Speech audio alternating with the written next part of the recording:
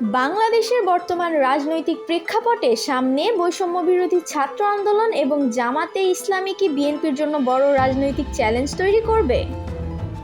বিএনপির মহাসচিব মির্জা ফখরুল ইসলাম আলমগীরের নির্বাচন সংক্রান্ত বিভিন্ন বক্তব্য থেকে বোঝা যাচ্ছে জামাতে ইসলামী এবং বৈষম্য বিরোধী ছাত্র আন্দোলনের অনেক চিন্তাধারার সাথে তারা একমত হতে পারছেন না। সম্প্রতি ঢাকায় এক অনুষ্ঠানে মিস্টার আলমগীর বলেন, অন্তর্বর্তী সরকারের দায়িত্বপ্রাপ্তরা নিজেই যদি নতুন রাজনৈতিক দল গঠন করতে যায় তাহলে জনগণ কিভাবে বুঝবে তারা নিরপেক্ষভাবে কাজ করছেন? অন্যদিকে বিএনপির মতে নির্বাচন নিয়ে জামাতে ইসলামীর সাথে মতভেদ নিয়ে তারা খুব একটা চিন্তিত নন। বৈষম্য বিরোধী ছাত্র আন্দোলন বলছে এই মুহূর্তে রাজনৈতিক দল গঠন নিয়ে তাদের কোনো চিন্তা ভাবনা নেই। বৈষম্য বিরোধী ছাত্র আন্দোলন একটি প্রেসার গ্রুপ হিসেবে কাজ করছে। ইতোমধ্যে বৈষম্য বিরোধী ছাত্র আন্দোলনের একাধিক সমন্বয়ক ঢাকার বাইরে সমাবেশ করতে গিয়ে বাধার মুখে পড়েছিলেন।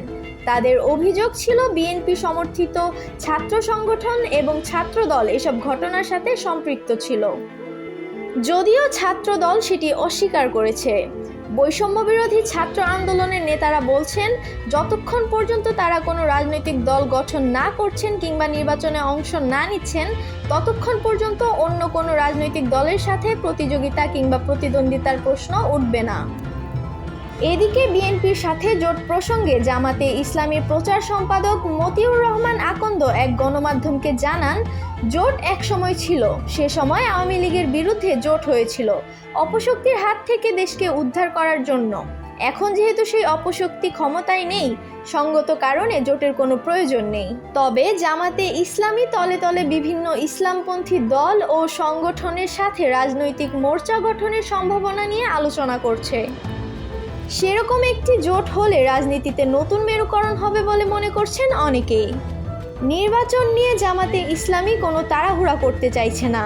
অনেকে মনে করছেন নির্বাচনের জন্য যত বেশি সময় পাওয়া যাবে জামাত তত বেশি নিজেদের গুছিয়ে এনে ইতিবাচক ভাবমূর্তি তৈরির চেষ্টা করবে।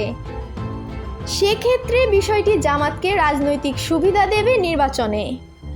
অন্যদিকে নির্বাচন আয়োজনে দেরি হলে বৈষম্য বিরোধী ছাত্র সংগঠন বিএনপির জন্য ধীরে ধীরে বড় চ্যালেঞ্জ হয়ে উঠতে পারে।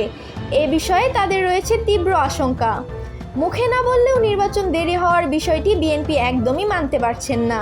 আর এই পয়েন্টেই বিএনপি, জামাত এবং বৈষম্য বিরোধী ছাত্রদের সাথে সাংঘর্ষিক অবস্থান শেষ পর্যন্ত কোথায় গিয়ে দাঁড়ায় সেটাই এখন দেখার অপেক্ষা।